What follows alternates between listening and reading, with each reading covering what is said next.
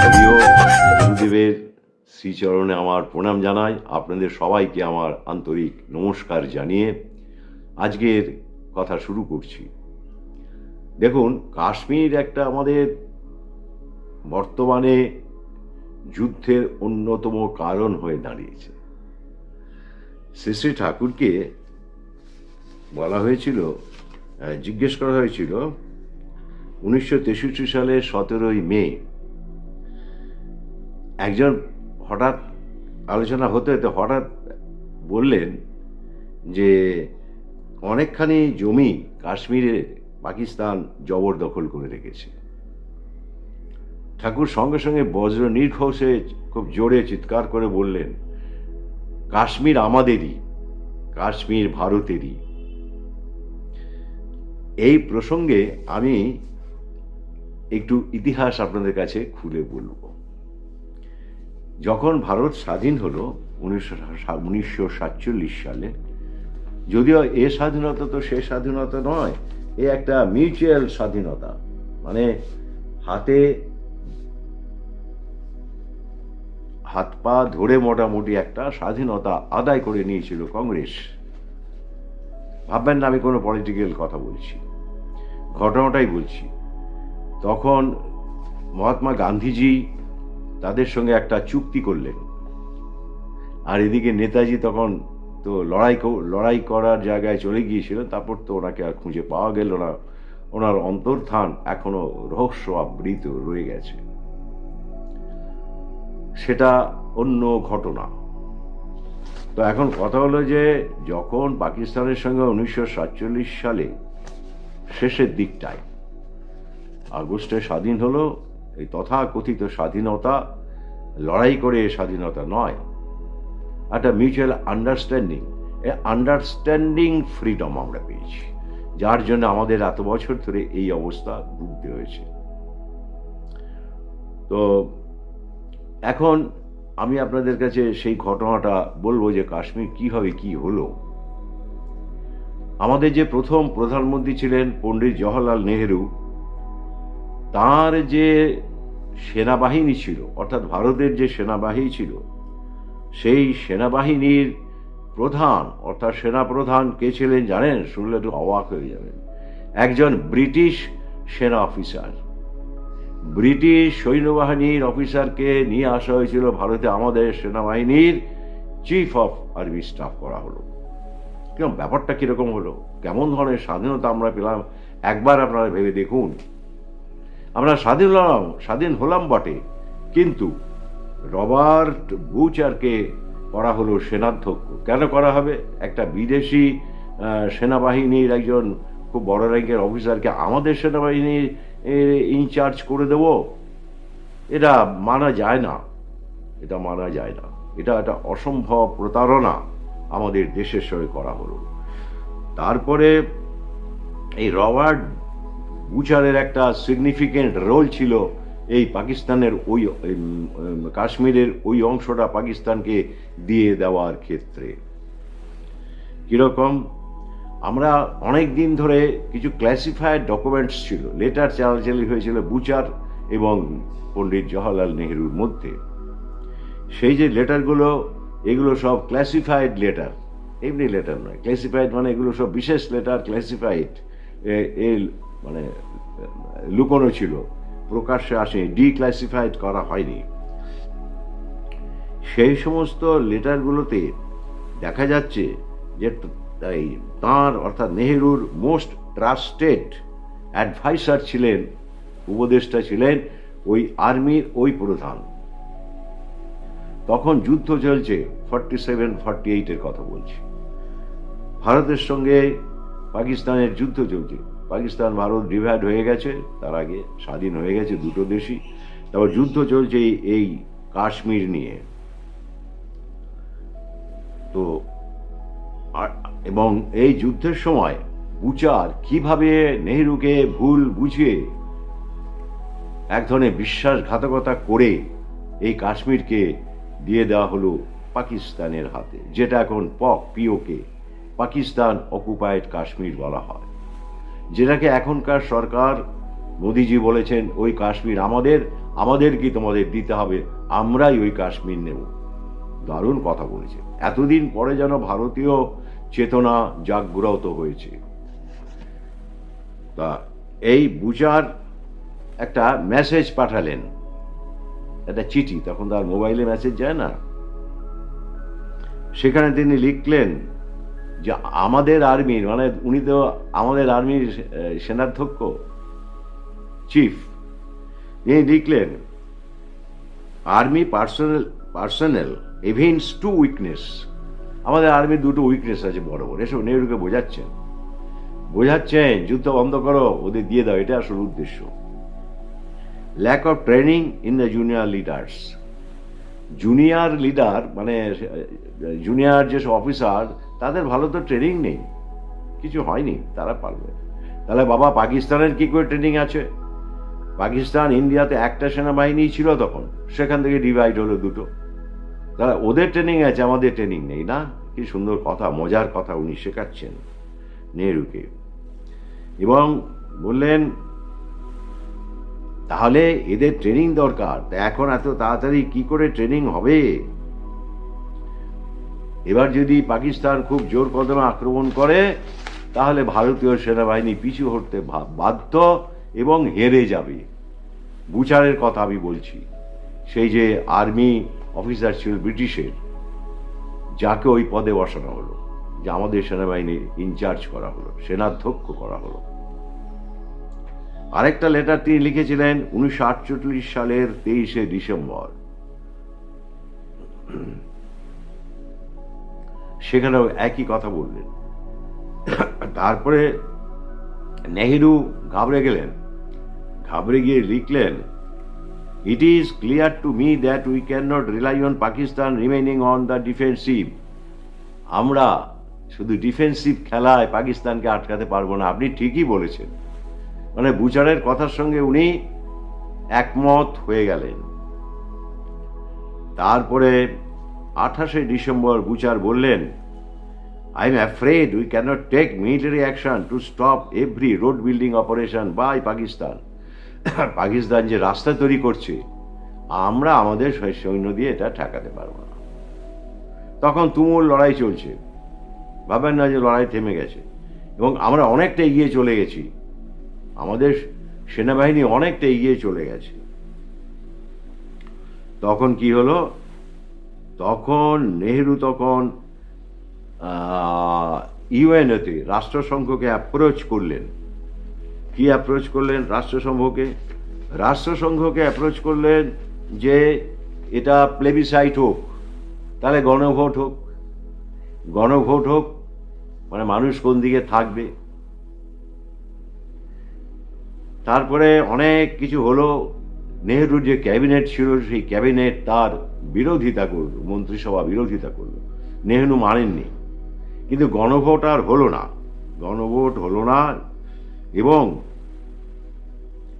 370 ধারা তিনি জারি করলেন এবং কাশ্মীরকে স্বায়ত্ত শাসন, অটোনমি, মোটামুটি এক ধরনের স্বাধীনতা। মনে নেই, কাশ্মীরের নিজস্ব ফ্ল্যাগ ছিল, কাশ্মীরের নিজস্ব কোর্ট ছিল, কাশ্মীরের নিজস্ব প্রশাসন ছিল, সংবিধান ছিল, সবকিছু ছিল। ওই 370 ধারা চালু করলেন পণ্ডিত নেহেরু। এভাবে কাশ্মীরটাকে নেহেরু দিয়ে দিলেন ওদের হাতে, রবার্ট বুচারের কথায়। আমি তা মনে করব না, উনি ইচ্ছে করলে আটকাতে পারতেন। যুদ্ধ অনেক দূর এগিয়ে গেছে এবং যুদ্ধে আমরা অনেকটা এগিয়ে গেছি। সেই সময় যুদ্ধ থামানো হলো এবং একটা বর্ডার লাইন তৈরি করে সেটা দিয়ে দেওয়া হলো ওদেরকে। ওরা বললো ওটাই হলো আমাদের আজাদ কাশ্মীর, আজাদ কাশ্মীর। ব্যাপার হলো যে এইভাবে কিন্তু আমাদের দেশের সমস্ত কিছুই ক্রমশ শেষ হয়ে গেছে। 370 ধারা সাংঘাতিক। আপনি আমি কাশ্মীরে জমি কিনতে পারতাম না যদি না বর্তমান সরকার 370 ধারা অবলুপ্ত না করত। আগে কিন্তু কেউ ওখানে জমি বাড়ি কিনতে পারতো না। কাশ্মীরে আমরা কোনো অ্যাক্টিভিটি করতে পারবো না, মানে এটা অন্য একটা দেশের মতো স্বাধীনতা ভোগ করছে কাশ্মীর। তখন সে একটা ভয়ঙ্কর অবস্থা ছিল, আপনারা সবাই জানেন কিনা আমি তা বলতে পারবো না, কিন্তু কাশ্মীর আমি বেড়াতে গেছি দুবার। সেই সময়টায় কাশ্মীরে খুব খারাপ পরিস্থিতি, কোনো কথা বলা চলবে না। আপনি যদি চায়ের দোকানে গিয়ে বলেন এই চাটা ভালো লাগছে না, সঙ্গে সঙ্গে আপনাকে অ্যাটাক করবে ওখানকার লোকেরা। ভাই, এটা ইন্ডিয়া নয়, এটা আমাদের কাশ্মীর, মানে আলাদা দেশ, আলাদা রাষ্ট্র, এইরকম একটা মনোভাব তৈরি হয়ে গেছিল সেখানকার মানুষের মধ্যে, জনগণের মধ্যে।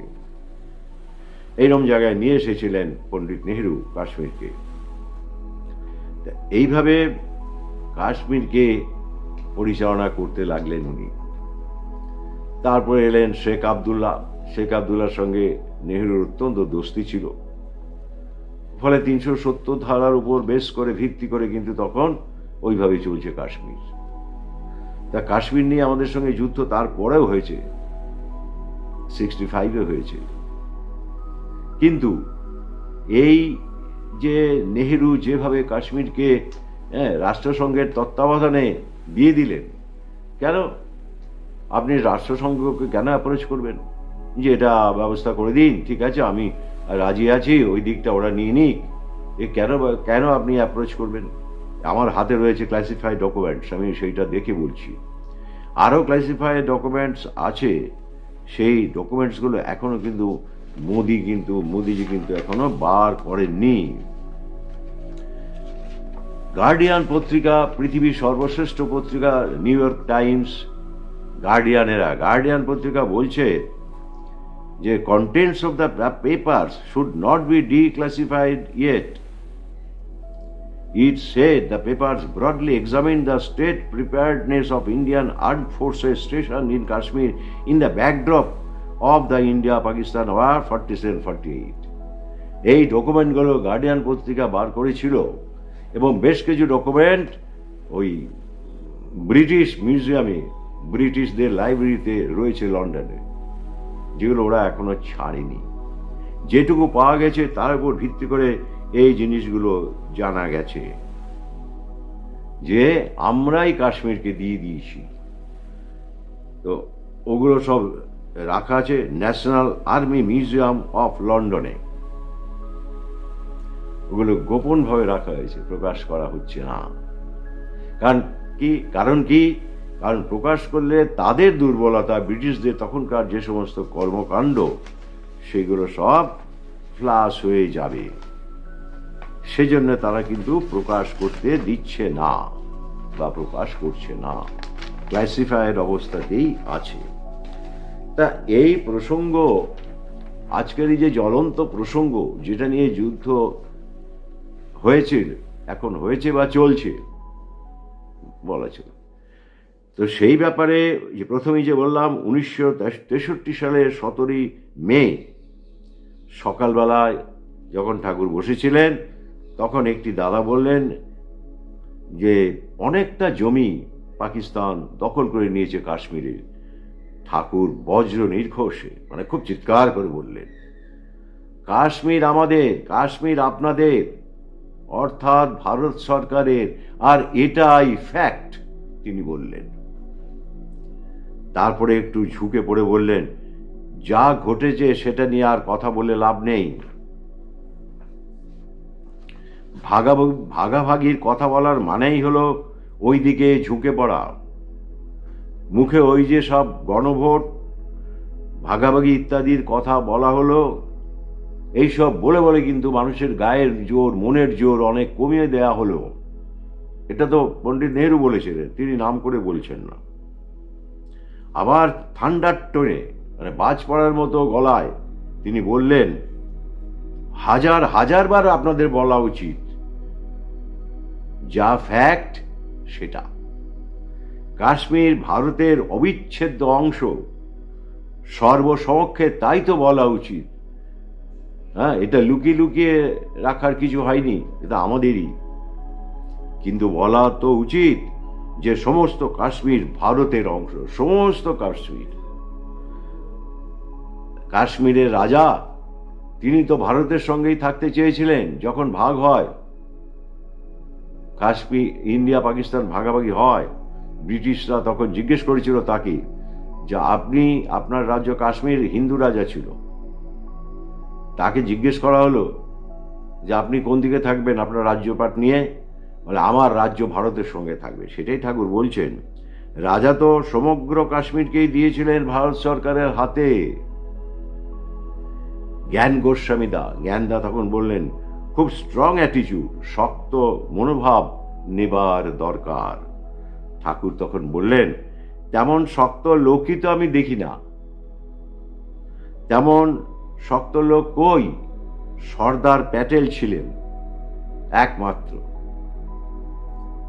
আর তার আগে ছিলেন নেতাজি। কিন্তু সর্দার প্যাটেল আজ যদি বেঁচে থাকতেন তাহলে হয়তো কাশ্মীরের সমাধান হয়ে যেত। তিনি ছিলেন অত্যন্ত স্ট্রং ম্যান, ভীষণ শক্তিশালী মানুষ। এগুলো ঠাকুরের কথা। এটাই আজকের কাশ্মীরের যে পরিণতি, তার মূল কথা ঠাকুর বললেন। ঠাকুর নিজে এত বড় কথা বললেন যে কাশ্মীর ভারতেরই। সত্যি তো, রাজা তো আমাদেরকে দিয়ে দিয়েছিলেন। রাজা তো ওদিকে বলেননি যে ভাগ করে একটা অংশ দিয়ে দাও আমার রাজত্বের, তা বলেননি। তবুও কিন্তু এটা করা হলো। কেন করা হলো, কি উদ্দেশ্যে করা হলো, আমি যেগুলো বললাম সেখান থেকে কি বিশ্লেষণ করে আপনারা পান সেটা আপনারা দেখুন। আজকে আমি আমার কথা শেষ করার আগে বলবো যে ঠাকুর কি শুধু বসে বসে জপ করে গেছেন নাকি সবসময়, আর ধ্যান করে গেছেন, আর কিছু নয় না? সব ভুল কথা। Thakur socio politico economy of the ইন্ডিয়াকে চেঞ্জ করতে চেয়েছিলেন। সামাজিক, রাজনৈতিক, অর্থনৈতিক পরিস্থিতিটাকে চেঞ্জ করতে চেয়েছিলেন। সামাজিকতার মধ্যে যজন যাজন, ইষ্টবিধি, শাস্ত্রী, সদাচার, ক্যারেক্টার বিল্ডিং এবং কি ম্যারেজ সিস্টেমটাকে ঠিক রাখা, এইগুলো ছিল সমাজের মধ্যে সোশিও। আর সোশিও ইকোনমিকের মধ্যে ছিল বর্ণাশ্রম মাফিক ইকোনমিক্স। আর ছিল রাজনীতি ছিল শ্রীকৃষ্ণের মতো একেবারে আদর্শ কেন্দ্রিক রাজনীতি। এগুলো প্রতিষ্ঠা তিনি করতে চেয়েছিলেন। যা হোক, আমাদের অত্যন্ততম দুর্ভাগ্য যে আর কিছু হলো না, এখনো পর্যন্ত কিছু হলো না। সম্ভাবনা ক্রমশ বিলুপ্ত হয়ে যাচ্ছে। জানি না শেষটা কি হবে। এটা হলো তাঁর হাতে, কালের হাতে আর তাঁর হাতে। এই কথা বলে আপনাদের সবার মঙ্গল প্রার্থনা করে তাঁর শ্রীচরণে আমি আজকের মতো আপনাদের কাছ থেকে প্রস্থান করছি।